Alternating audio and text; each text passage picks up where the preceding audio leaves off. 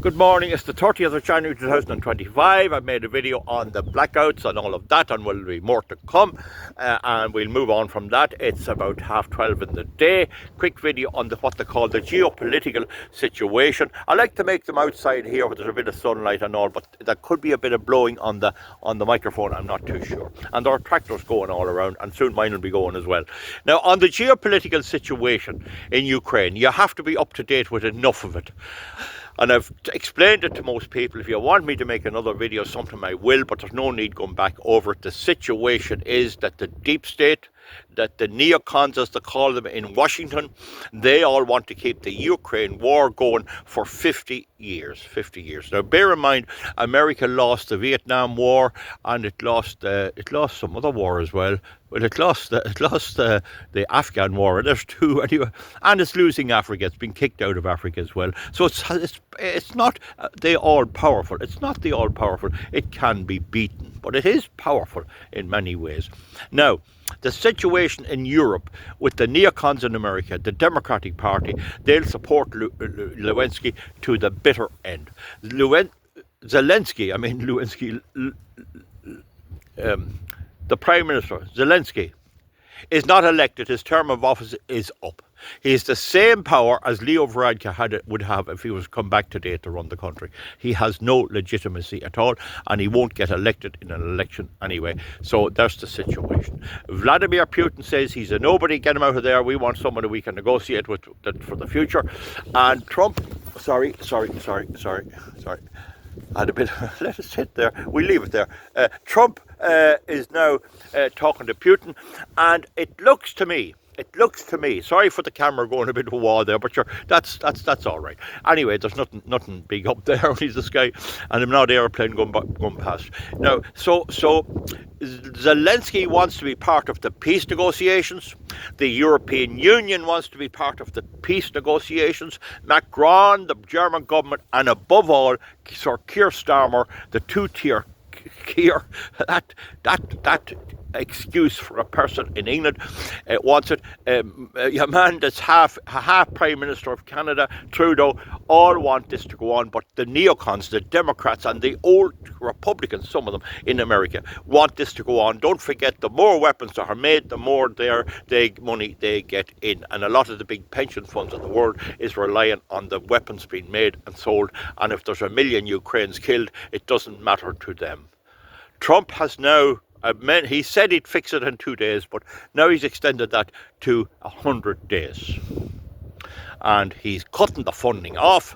I don't think there's anything going. There's an odd bit of thing here and there, but he's cutting the funding off and cutting the weapons off. So Zelensky has made conciliatory messages that he realizes the game is kind of up.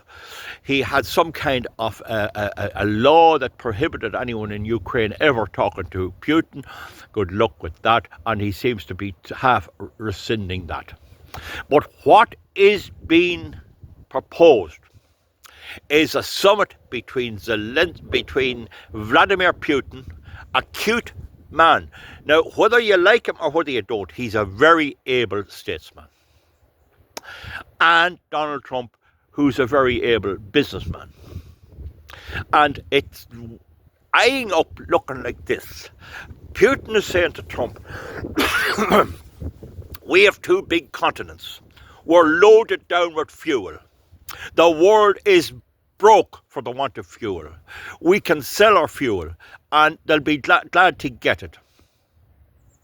The problem is we have this Ukraine war getting in the way. I am prepared to revisit what Putin is saying, the Turkish agreement, that Istanbul agreement and all of this, and talk to you about it. And I've no doubt they're talking on the phone, and I've no doubt Trump is being read into his brief on that. He may be not too smart on some politics and some history, but he won't be long learning it when he gets going.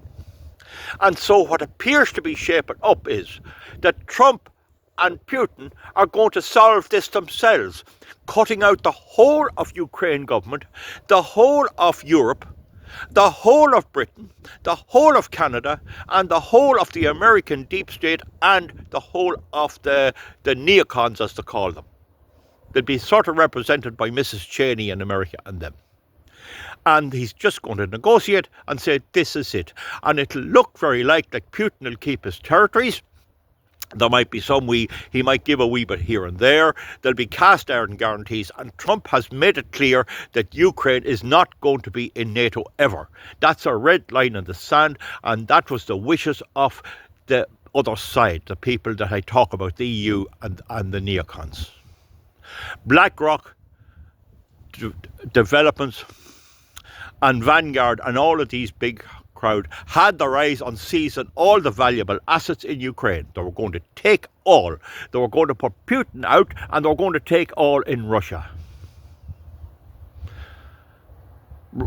Putin has a weakness. I would have removed all my investments in America before I invaded the Ukraine. They've seized 300 billion. I don't know what will happen there. That'll be probably for negotiations. Well, this development has sent shivers down the spine of Ursula von der Leyen, Keir Starmer, Macron, the whole EU Commission, Trudeau, the deep state in America. Trump has already exposed yon drones. You remember the drones in New Jersey? All government and local fellas letting them up. There was nothing big about it at all. Just the government was doing surveys, and they wouldn't tell the people. Trump has thrown the whole thing open. He's threatened to throw the whole, and he is going to throw the JFK assassination and the Bobby Kennedy assassination open, that we'll see the whole files. This is driving them mad. And this is why I supported the man so much for all his faults. Now, I hope his comments on the Palestinian people are not to be taken very seriously. I hope he reads himself into that more. He had the Abrams Accord on the Middle East where there'll be a two-state solution. I still think that's the way to go, and I have a wee bit of sympathy for anyone that suffers too much. I'd like to see a settlement there, and I don't want to see the Palestinians driven out unless there's some really good deal for them. I don't know on that. We'll not go there for now. Don't hold me on Palestine, but you can hold me on the Ukraine. They are up the wall. The whole phone calls, the whole conniving, the whole World Economic Forum, the whole WHO, the whole lot, all supported Zelensky. The first words Biden said to Trump when he met him when he got elected was, don't abandon the Ukraine. Well, he might not abandon the Ukraine. He has no option. Trump has no say in the two eastern provinces or the Crimea, which were once the property of Russia. That was conceded by Stalin to the Ukraine on the basis that the Ukraine would be, or Ukraine, whichever you like to call it, would be part of the then Soviet Union. The Ukraine had offered to them long ago an independent nation with the Russian people well looked after in the same way as the nationalist minority in Northern Ireland have certain rights. But that was trashed by Zelensky's forerunners, and Zelensky's no better. I understand 15,000 Russians were murdered by them. And Putin has made it clear the government that will be in Ukraine will be one that he approves of. And it looks to me like Trump has no option but to concede. The other option would be to take the rump state of around Kiev and the rest of western Ukraine and put it into NATO. That will not wash. There'll be a nuclear war. Won't wash.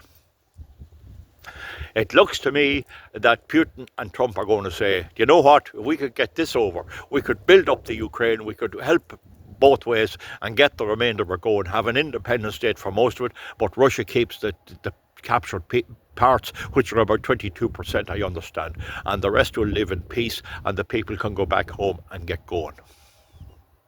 I'd say that's what is in the offing. I'm not saying that's what's going to be signed. And Putin should know that a deal with the United States isn't worth the paper it's written on. It's not worth that old receipt.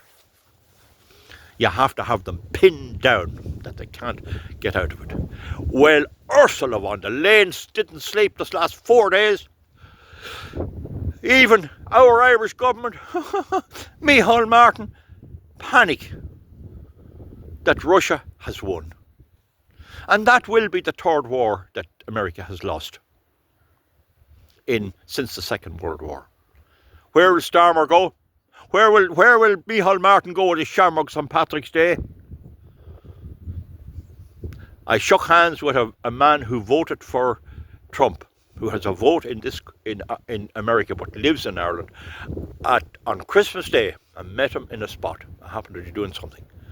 And the words he said was, I said, how did you vote for? I voted for Trump. He said, I'm glad you did. He says, I like him. And he says he'll shake things up. And he certainly is shaking things up in the most refreshing way.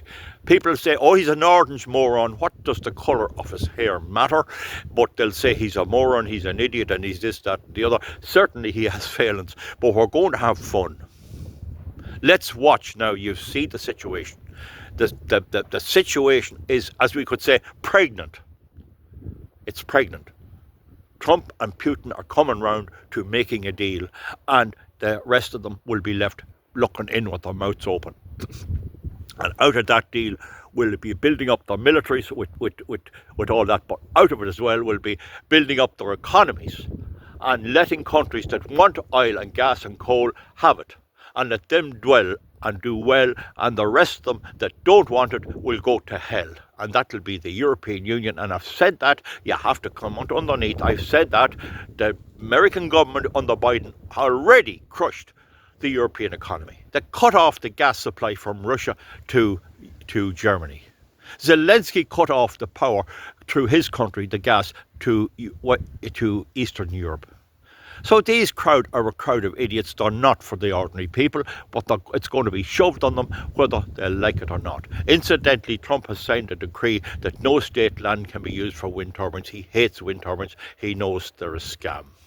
We have to listen to the lies on RTE, and I can give you a bit of another angle here. So you've heard a different point of view about the Ukraine war, and I'd say as the springtime comes in, there'll be a summit and it'll be quickly buried.